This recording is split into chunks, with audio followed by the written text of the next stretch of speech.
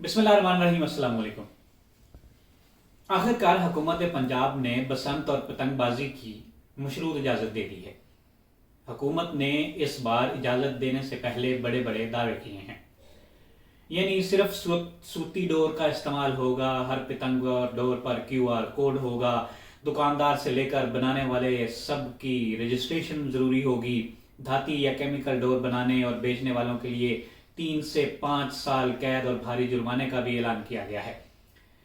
18 साल से कम उम्र बच्चों के लिए पतंग उड़ाने पर पाबंदी, खिलाफ वर्जी पर वालिदैन को जुर्माना किया जाएगा, वगैरह वगैरह। ये वो दावे हैं जो पंजाब हुकूमत ने किए हैं, लेकिन सवाल वही पुराना है कि कागज के ज़ाब्ते छतों पर उड़ती पतंगों को कंट्रोल कैसे करेंगे।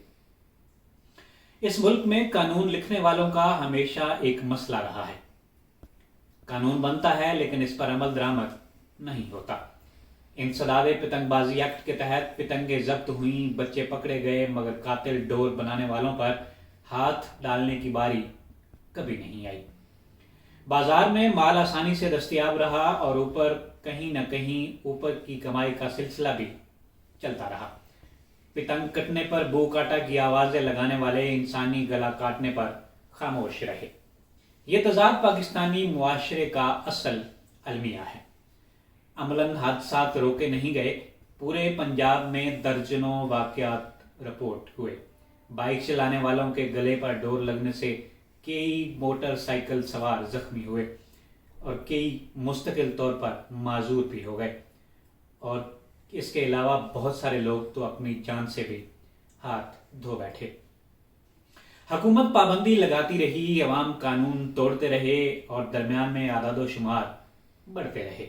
याद रखें, असल खतरा पतंग नहीं, खतरा वो मुनाफकत है जिसमें सस्ती शोहरत, मुकाबले की जिद, गैर कानूनी डोर और लापरवाही शामिल है।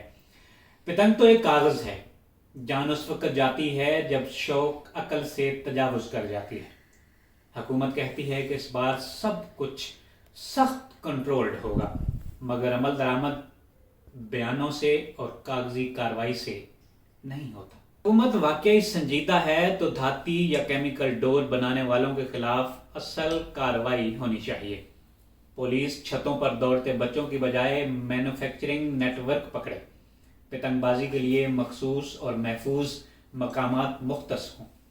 ड्रोन कैमरे छतों की हिफाजत करने की बजाय, छतों पर सर्विलेंस करने की बजाय उनको उनकी सर्विलेंस पे लगाया जाए जहां डोर बनाने वाली फैक्ट्रियां मौजूद हैं। मोटरसाइकिल सवारों के लिए हिफाजती राड, मास्क जरूरी करार दिए जाएं। मॉनिटरिंग टीमें सिर्फ कागजी ना हों बल्कि मैदान में भी नजर आएं, वरना नताइज वही होंगे और तारीख खुद को दोहराने में देर नहीं लगाएगी। ये भी हकीकत है कि छोटी छोटी खुशियों से महरूम मुआशरा ज्यादा तलख हो जाता है।